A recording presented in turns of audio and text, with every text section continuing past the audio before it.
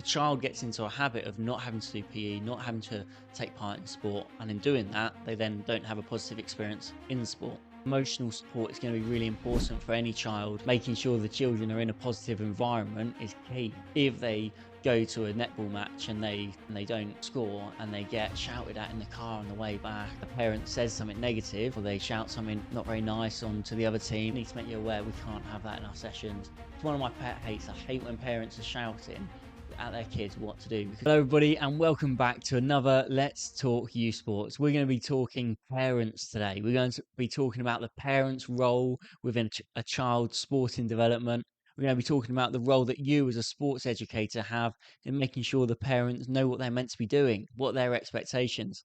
And also I'm going to be talking about my own experiences, some good experiences with parents, some not so good, but I'm going to save that until later in the podcast. Now, if this is your first time, the Let's Talk uSports podcast, this is a podcast put together for sports professionals, sports educators to come together where everybody's passionate about making sure that young people develop and have a positive experience in sport. So thank you for joining us. If you enjoyed today's episode, please do share it. That's the big thing today. Please share. That would be very much appreciated.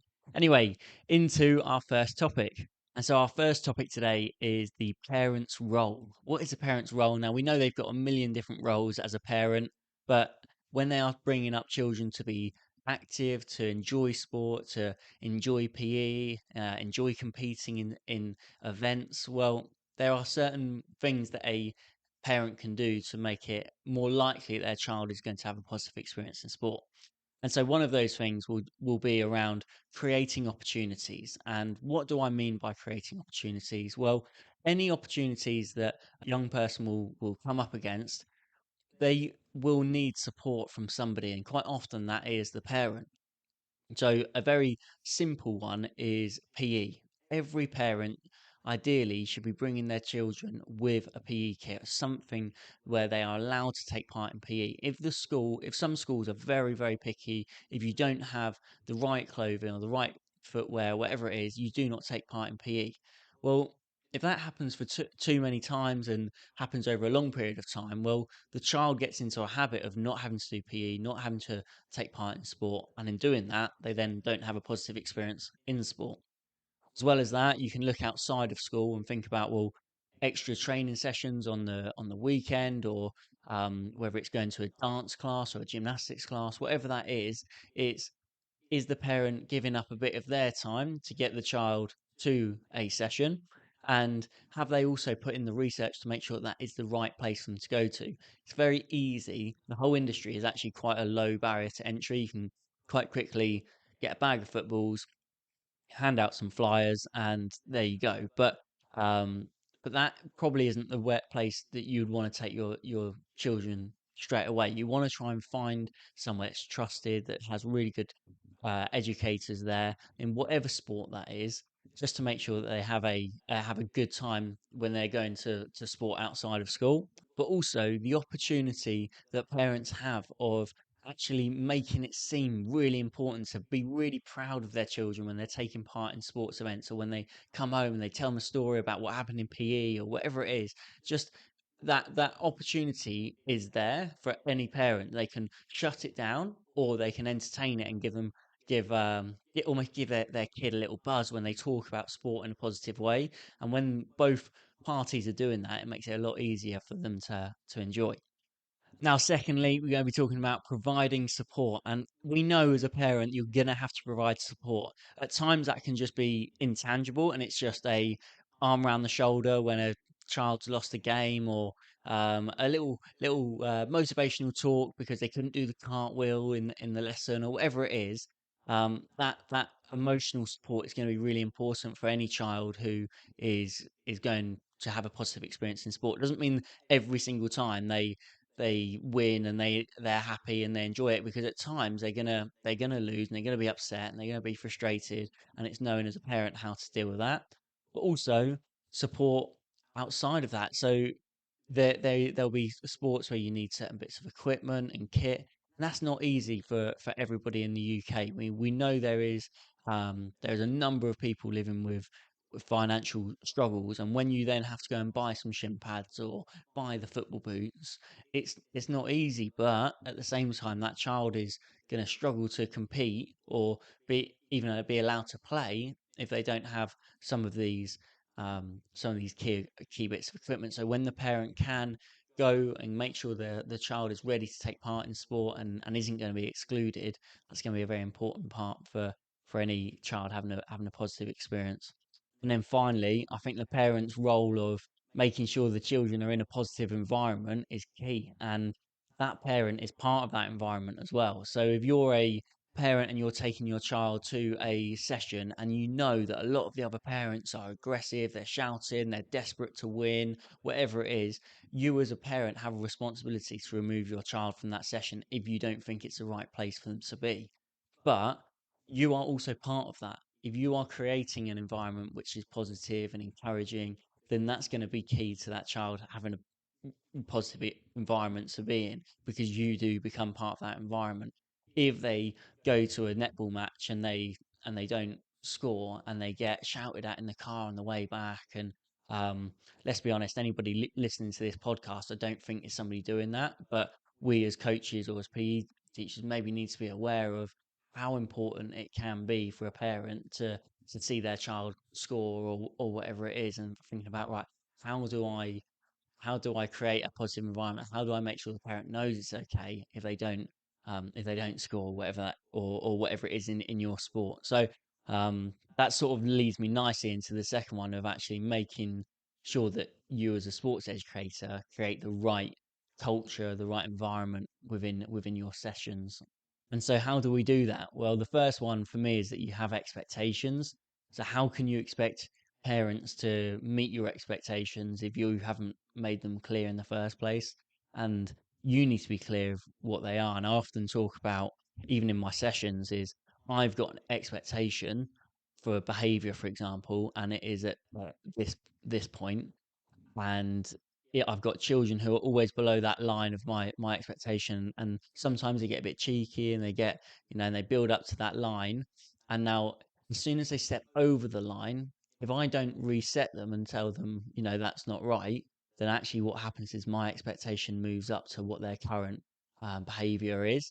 And it's the exact same when it comes to parents as well. If you do not accept parents saying negative things on the sidelines, for example, then if that's your expectation, and then a parent says something negative, or they shout something not very nice on to the other team or whatever it is, then if you don't reset that and remind them that that's not the culture that we have in your environment, well, that's where your expectation is moving on. And then what happens?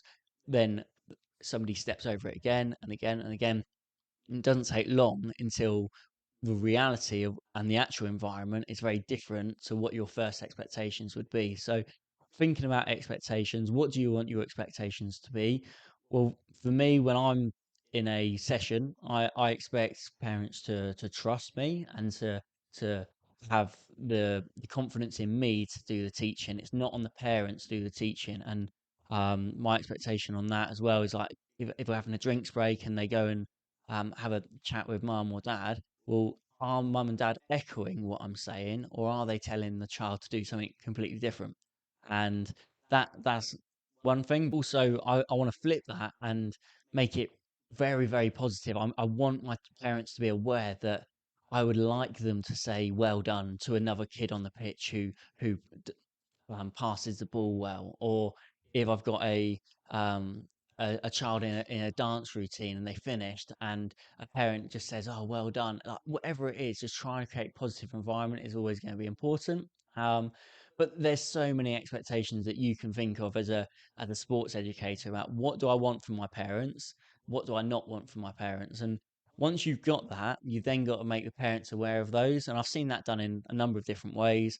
Often you'll see like an A frame sort of thing, which is just if I'm walking into a basketball training session, then where all the parents have to walk in is a little A frame that just says, "We are here to enjoy sport, not to win at all costs." And then to do that, we do, and all it is a little poster, and it just says, "We encourage children at all times. We are We always say positive words.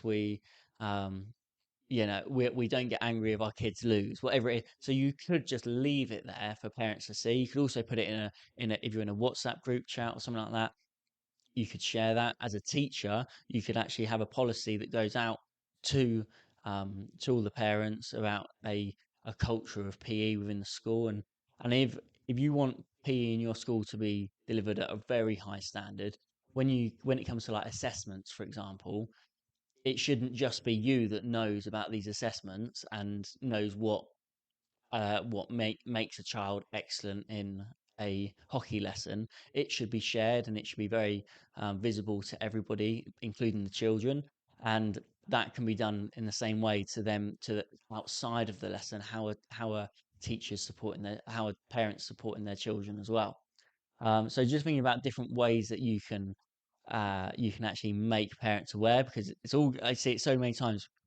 Coaches and educators, they know already what their expectations are, but they haven't shared that with the parents. And in doing that, it's not clear enough for the parents. They don't know, are they, what are they meant to do? Some parents just don't know that it's not right to be shouting on from the sidelines, and like they just grew up in a very different environment, for example. Well, this is your chance to set the right environment so that the kids within your session are having um, the right experience, the experience that they should have. And then finally, just how you communicate to parents yourself, and when you do have to remind somebody of an expectation, how are you going to communicate that to the parents?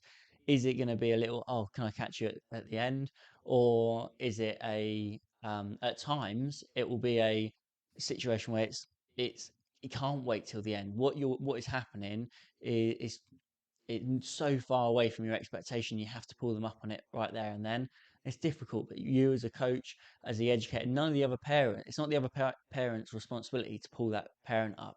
It's you as the coach, as the educator. And when you can, once you do it once and you just remind someone, oh, just let you know, we always let the kids make their own decisions. Don't tell them to shoot or don't tell them to do a certain thing. Well, once you've done that once, you'll realize, oh, okay, often it's just they're not informed. And to be honest, if they want to be in an environment where they can shout at their kids and tell them what to do, well, there's quite often a lot of other places they can go to. So that's fine. They can go to those other sessions. If a parent's that bothered, it's not good for the kid, but for your environment, if the parents refuse to do what you're asking, then it's not the environment that they can be in. Unfortunately, that means the kid then misses out as well. So trying to just being aware that you have a responsibility, but also as well as that, I just think if you can communicate parents in a really positive way and just share with it in advance, then that stops that happening a lot of time.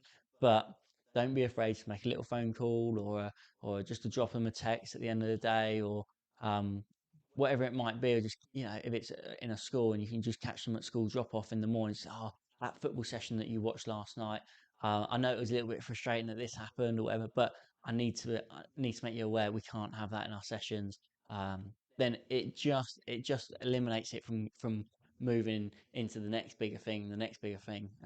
So yeah, just thinking about creating that right culture within your own lessons.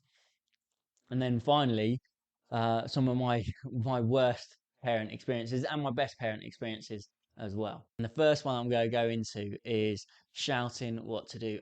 It's one of my pet hates. I hate when parents are shouting at their kids what to do, because it doesn't give the children any responsibility, any chance to make their own decisions. And even sometimes you see it, like a a parent will say to shout out to a kid, "Oh, shoot!" And so the child shoots, they score, and everyone goes crazy. Oh yeah, well done. And mum or dad's going, "Oh yeah, you did what I told you. Well done." Well, then that kid goes into school and is doing a PE lesson and is in the same situation and doesn't shoot and he doesn't score, but that child has learned for himself rather than just being told what to do. And yes, short term it working, but long term he hasn't learned anything from it. Whereas in the PE lesson, he didn't shoot, he didn't score. He then learns I should shoot next time I'm in that situation, and so then it sticks with them for longer. And so they're going to have ultimately it creates a yes, it creates a better environment. But when I experienced this myself, and it was literally a case of I walked into a brand new it was a football team. Walked into a brand new football team that had like parents managing it for a number of years beforehand, and I came in. The kids were all 10 years old, and in my first session, I remember a dad just shouting out, and he's going, "Shoot, pass, dribble, move into space, all that sort of stuff." And I just couldn't have it. And so I actually had to step in and go, look, this isn't right for me. What happened from that is that parent then like he tried it again and again and again, and but I didn't let it slide once. So because I'd made it clear, he didn't do it as much, but it kept creeping back in. He was very aware of my expectations, so I would definitely recommend you to you know, hold your own in that situation. Your environment, especially if you're giving up your own time, and you're giving up your own time, and you get down there, and somebody else who isn't willing to have all the other commitments, but is just willing to try and have the glory of telling a kid to shoot and then they score or whatever. That's not the right thing. So just making sure that um, for me, I learned a lot from that experience, as well as when I used to do private sessions, like one-to-one sessions, you would see parents trying to live through the child, and that is one of the worst things. I'm sure you've all seen it before. Living through the child is is basically when you see a parent so desperate for their child to go on and make it pro, they obviously didn't do it when they were younger, and so they're trying to get their kid to do it. And so sometimes I think it's actually sad that sometimes you see a kid who is good at sport and wants to develop, but they aren't desperate to be pro or whatever. Yet the parent is very keen on making sure that they are doing absolutely everything perfect. And what creates, yeah, I've seen it at like golf, for example. If I'm in a driving range in a bay, and I've got somebody, a dad and a son next to me, and the dad's giving all this advice and telling the kid what to do, and and the kid ends up 9 times out of 10 just getting fed up, and they're not enjoying it, and then they can't wait to get home. Well, that's not creating the right positive environment. So um, seeing that, and actually seeing the parents trying to live through the child in one-to-one sessions at the range, is one of my hates as well. I just think that if you're that keen for your child to be pro, then the one important thing is that they enjoy it and they have a positive experience, and from that they will then go on and develop in their own way and find their own passions. If you give them lots of opportunities, yes, they might be good at basketball, but have you tried them in netball? Have you tried them in badminton? Have you tried them in tennis? And they'll find something they're really passionate about, and then they'll be able to really get into it and get almost to a point where they are the ones obsessed with it, not the parent. Just because the parent's obsessed with golf doesn't mean the kid wants to be amazing at golf. Now there are other times when that goes against. So there's been a couple of films, one with the Williams sisters in tennis, where the I can't remember the name of the film, but they they are literally brought up on a tennis court. Dad is constantly serving the ball to them. He's got high expectations. He's pushing them to be better every day. And obviously they go on to turn pro. So it's not to say it doesn't work, but how many other parents were also doing the same thing, making their children have a negative experience of sport that didn't make it, that you don't that the films aren't made about. So just because you see it once doesn't mean it's always the right thing to do.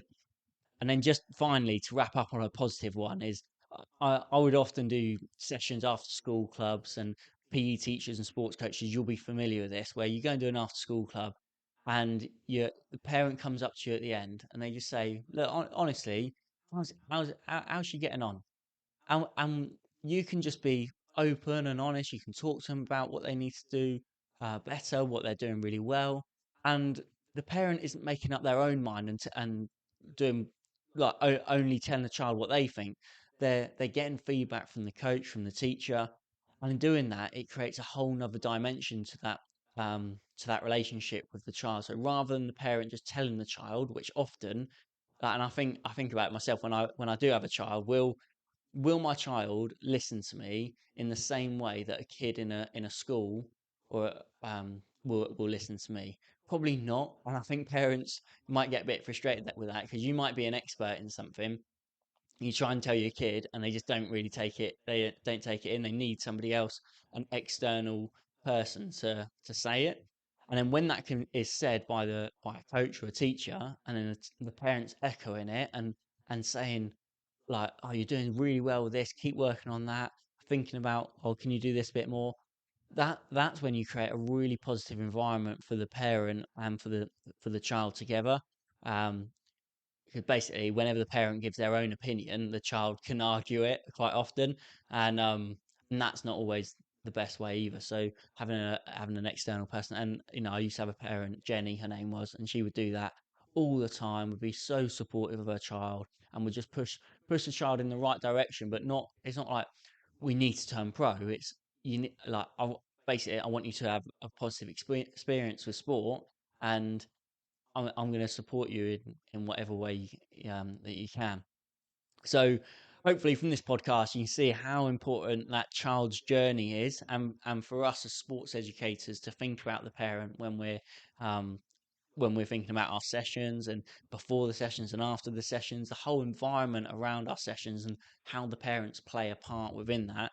Obviously, if you're a PE teacher and you're doing a lesson at 1 o'clock, well, there's no parents around. But if you're doing the after school clubs, or if you're taking your children to fixtures, this podcast is going to be very relatable to you. So, if there's one thing you take away from this podcast, is that you remind yourselves how important parents are in that whole child development, because you see them for a couple of hours a week, the parents with them all week, and that's yeah, that's going to be a big thing for you. So, like I said earlier in the podcast, and so if you've made your way all the way through to the end of the podcast, if I can ask you to do one thing and just share it somewhere, put it into a WhatsApp group, put it on Facebook, put it on Instagram. Let's get more sports educators knowing about this podcast so that we can take it to number one. So until the next episode, have a fantastic week. Go and implement some of these strategies, and I'll see you in the next podcast.